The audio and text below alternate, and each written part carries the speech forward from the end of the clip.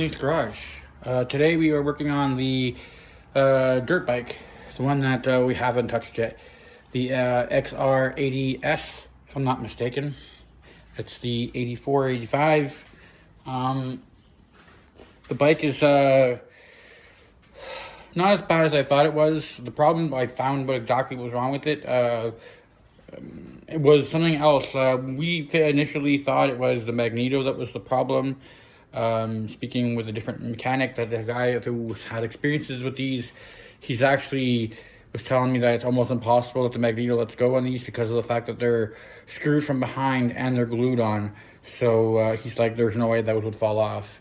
So we took the magneto off to see if it was that, because that's what we were told it was. It's hot today.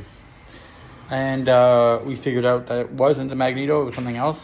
So let's get into this video, and we'll show you exactly what we found, and the only real solution to it is to replace the part.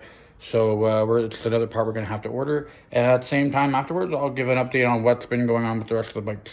Right, here's the XR, is it XR or XL? It's an XL80S, and so we took the magneto off, figuring it was one of the magnets that fell off. As you can tell, all the magnets look perfectly fine. I'll clean them up and all that. They have little scrape marks and stuff, so they just need to be cleaned, but they don't seem damaged or anything, so they're fine. Here is the issue. You can tell this thing has been pretty smashed. It must have got caught up on something up here and then just got tossed around. This wire broke off of it when it got smashed. So I'm gonna have to check into that. This wire, I'm not sure what it is. I'm gonna look into it and hope it's not anything too serious. The points don't seem to be too bad, but yeah, it's what it is. The only weirdness is that it's supposed to be touching this, and it's not, so there's something funky going on there. As you can tell, see, like, this is supposed to be touching this, and there's a huge gap there. So that doesn't look normal to me. I'm gonna have to check that for sure. Other than that, the piece here goes in the hole there, and then it screws in, and then it comes down and it rubs onto this, the little brush thing. I'm guessing it rubs and keeps this shaft clean. And there's another point here, and another condenser there, which I'm finding odd because of the fact that it's a one cylinder. So I'm not sure why it would need two capacitors if it only has one cylinder. It's not like it lets a spark off for the light or anything. So I'm gonna have to look into that and see. But other than that, now that we got all that off, the engine, turns over pretty nice. So that's cool. And other than that, there's a little bit of other things, a little bit of electrical I'm gonna have to look into, make sure everything works. I mean, there's no switch. I'm sure we can probably order a switch for this, make it a little bit more protective. It needs an arm here that got broken. I'll have to check in the box of parts, see if it's in there, but I'm pretty doubt it. This is most likely for the clutch, which is not there. So I'm gonna have to look into that too. That goes onto this side and comes down and then goes into that arm underneath the muffler there. So that's gonna have to get looked into. Other than that, I have the seat, I have the tank. Those are all both over there in the box, which we've already shown before. And yeah, so it's just really getting into ordering a new one of those condensers, if they even make them anymore, because those are pretty, I'm not saying they're pretty rare, but I'm pretty sure they're not common. So it's just gonna have to look into them. Other than this, the four-wheeler, yeah, I'm still waiting on parts. I've ordered a new sprocket set, cost me $60, and I'm gonna have to order I'm looking to find tires for this because these ones deflate, but if I can figure out what's wrong with them and where they're leaking, I know that one over there is, this corner is a flat tire because it's got a screw in it. I can plug that. That's not a problem. And if it keeps air, then I'll leave it like that. These front ones, I might just replace them, but because they're smaller tires, I can find them anywhere. The back ones are a little bit more complicated to find, but I can find them. This master cylinder, light is not working well on me here, but this master cylinder needs to be replaced. I opened this already and it's full of dust. There's no liquid left in there, and it's most likely got itself all the way through the line.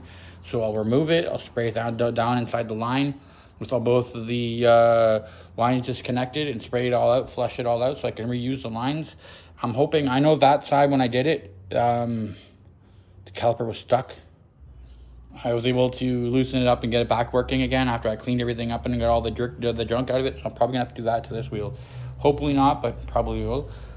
We did put new fuel line in it and a new fuel filter, so that's connected. I've been looking around to see exactly where the oil line connects to, but I haven't really figured it out, and I really don't care because I'm thinking of, since the oil mixes into the carburetor itself, like shoots itself into the carburetor itself a little bit at a time, I'm probably just gonna do a mix in the gas tank, since it doesn't really matter, and that way I can control the mix myself and not have to worry about it gradating itself because it didn't get any oil. Other than that, the rest of this doesn't look too bad. I mean, the body's solid, there's no rust, there's a lot of dirt, but there's no rust. If I wanted to, I can probably just tear this whole bike down, clean everything, paint the frame, get a aftermarket exhaust on it, which I don't have money for, but I probably could. It would just make I can make my own aftermarket exhaust on this, which sound nice, and then get a aftermarket intake. But I mean, these machines were made to be built like this, so I'm going to leave all of this alone until I know exactly that everything is working properly and I got everything going, and then from there you tear it down. Well, that's going to be all for Phoenix Garage for today. Hopefully, I know the video was probably cut short. I lost storage out of the end of the video there. Yeah, that'll be pretty much all what it is for now. Parts are ordered. We're just waiting for it for the dirt bike. It's this bike, I'm working on it for a friend, so it's whenever he gets the parts for me, I can finish it, and I'll let you know exactly when that'll be. But for now, this is as far as I can take it till I can get the spark out of it and then find out exactly what else is going on with it. Yeah, so I'll let you know exactly what happens when I get the parts, and there should be more videos for this bike in the future. Look forward to them, and hopefully you do too, and we'll see you guys soon. All right, so hit that like button, subscribe if you're not already subscribed, please, and hopefully you'll let your notifications so you know when the next video comes out. And yeah, and hopefully you check out my other channel, Phoenix Gaming. I also have a website there for that. It's just about me playing Fortnite and just having fun. So that's a whole different side of me there. But this is more of my primary channel, and that's just every now and then I post videos when I want to. Haven't done it in a while, so there's a few videos up there if you want to check them out. Yeah, so let's see. I'll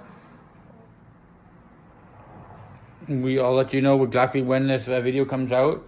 Today it will be most likely tonight, but there should be more videos of the four-wheeler in the future, close future. Right, bye.